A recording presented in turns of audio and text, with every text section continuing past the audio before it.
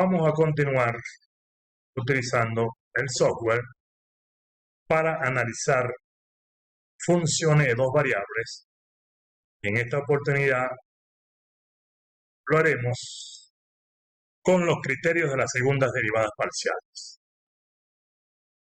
¿Cuáles son esos criterios de las segundas derivadas parciales?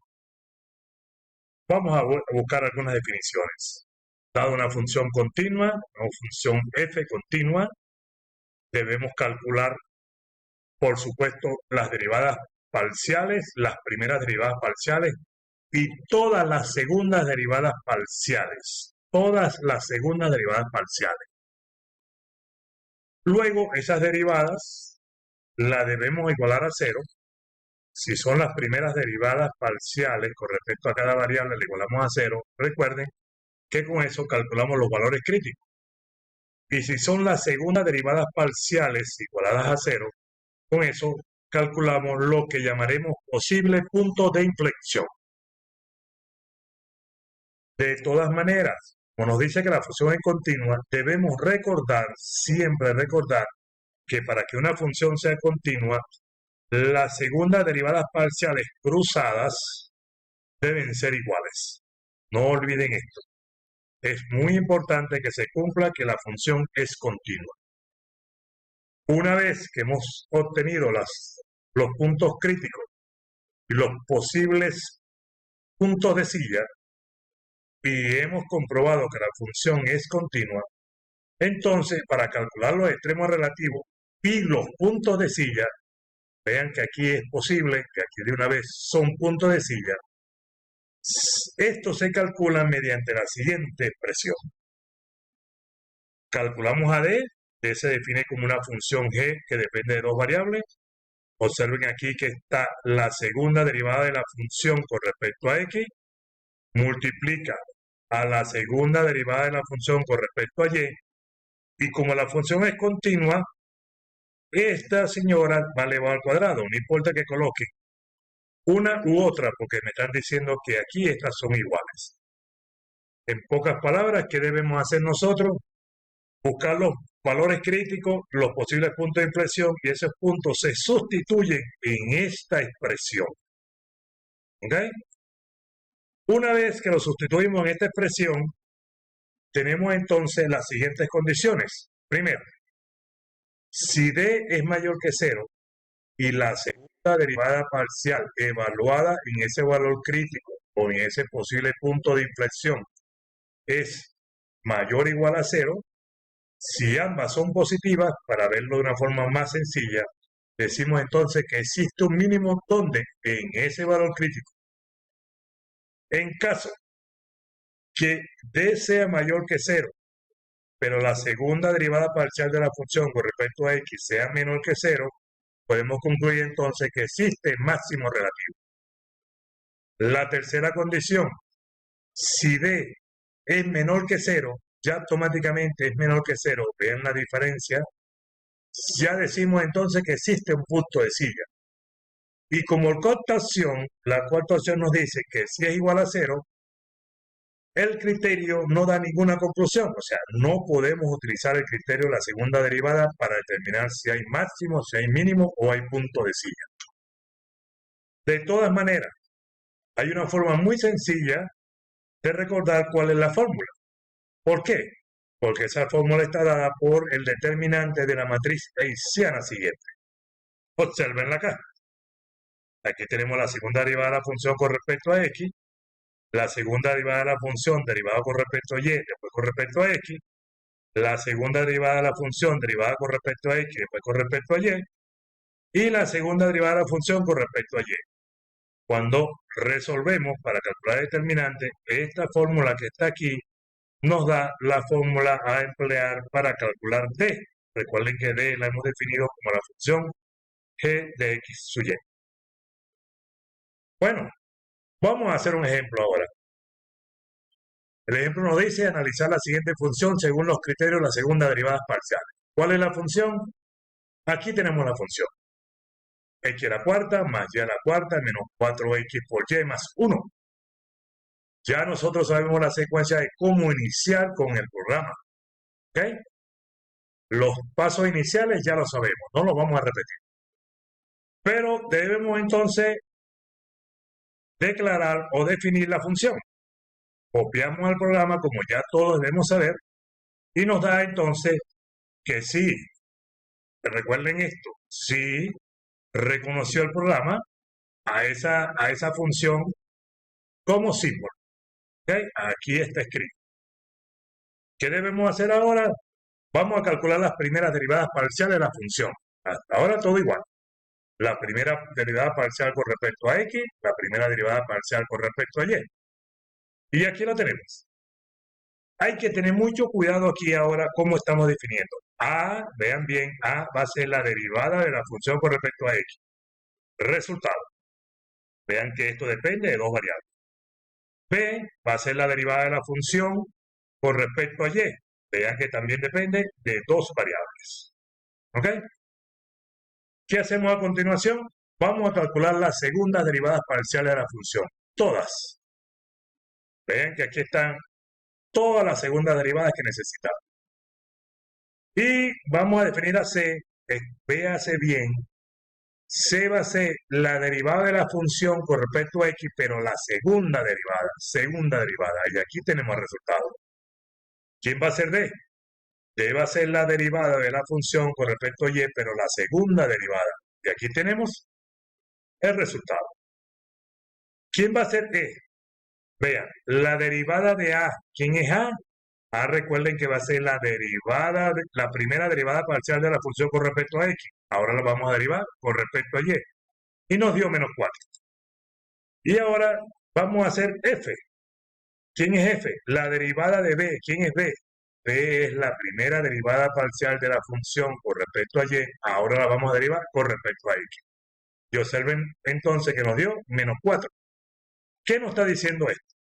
Nos está diciendo entonces que la función es continua. ¿Por qué es continua? Porque está cumpliendo con la condición anteriormente explicada.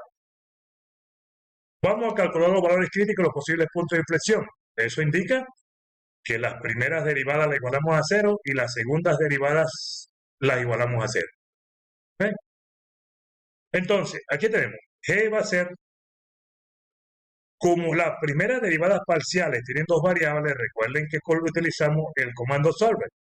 Vean que me está diciendo aquí que estoy resolviendo la primera derivada, la igualo con respecto a X, igualo con la primera derivada con respecto a Y, y que me despeja Y, el valor de Y. ¿Cuánto me da el valor de Y? Me da X, o sea, Y vale X. Luego, ¿qué hacemos? Vamos a sustituir ese valor de Y que vale X en A. Siempre le coloco aquí que A viene siendo la primera derivada parcial de la función con respecto a X. Cuando lo sustituimos, vean, A, X vale X, pero Y vale X. Y nos da entonces una ecuación que solamente depende de X. ¿Y ahora qué hacemos? Resolvemos esa ecuación. ¿Ok? Resolvemos una ecuación y los valores de X encontrados es menos 1, 0 y 1. Ahora vamos a calcular los valores de Y. Para calcular los valores de Y, entonces decimos que vamos a evaluar B, donde X vale menos 1, y me debe calcular el valor de Y. Cuando hago esta operación, nos da una ecuación que solamente depende de Y. Lo que indica entonces que el primer resultado es cuando X vale menos 1, Y vale menos 1. Este es el punto crítico que tenemos acá. De una forma similar, ahora cuando X vale 0, calculo el valor de Y, sustituyo acá, resuelvo, y lo que me queda como conclusión que si X vale 0, Y vale 0. El punto 0, 0. Y ahora llamo a L, que vamos a evaluar a B cuando X vale 1 y calcúlame Y.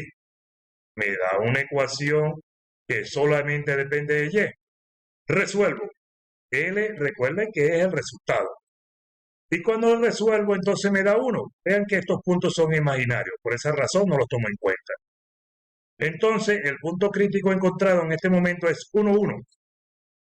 Lo que se concluye que los valores críticos conseguidos son menos 1, 1, 0, 0 y 1, 1. Vamos a calcular ahora los posibles puntos de silla.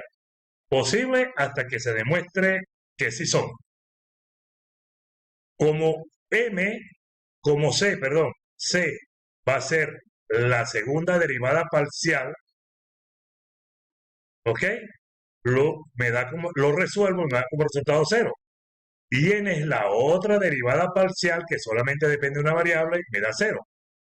Por lo tanto, el posible punto de inflexión nos da 0, 0. Continuamos ahora, determinamos el valor para cada uno de los valores críticos y posibles puntos de inflexión. Evaluamos acá. Para evaluar esta función, nosotros hacemos de una vez, vean que el punto de evaluar es 1, 1. Copiamos toda esta expresión en el programa.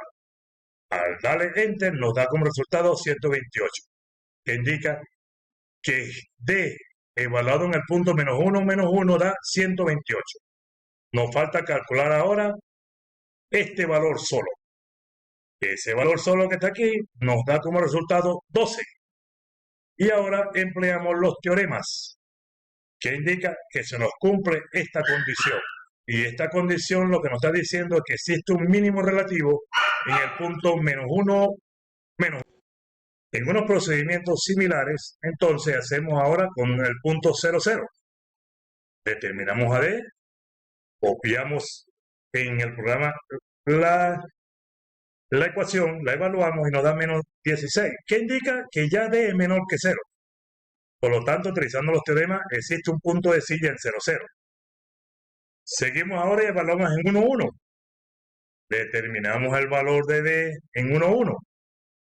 Copiamos en el programa, nos da 128. Evaluamos este valor, la segunda derivada. Y al evaluarnos nos da entonces 12. Bueno, vamos a los teoremas y se aplican los teoremas y se nos cumple esta condición. Y esta condición lo que nos está indicando entonces es que existe un mínimo relativo en el punto 1, 1. Ahora vamos a sustituir esos puntos mínimos y puntos de silla en la función. En menos 1, la función evaluada en 0, 0 nos da 1 y la función evaluada en 1, 1 nos da menos 1. Y por último tenemos entonces la gráfica. Recuerden que aquí se coloca SZMX, ya recuerdan ustedes eso, y aquí tenemos dos vistas de la gráfica. Les anexo acá una información extra. Nosotros podemos colocar de una vez, definir una función Q donde sea la fórmula. De manera que cuando el programa no lo reconozca, vean que nos colocó de una vez cuánto es, y así evaluamos más rápido en el punto menos 1, menos 1, en 0, 0 y en 1, 1, que son los valores críticos encontrados y el punto de silla. Aquí tienen, recuerden, si quieren hacerlo en forma directa, aquí tienen una fórmula que la pueden escribir en el programa y luego se hace un poco más sencilla y directa. Así que con esto hemos estudiado los criterios de la segunda derivada, para determinar los máximos, los mínimos y los puntos de silla.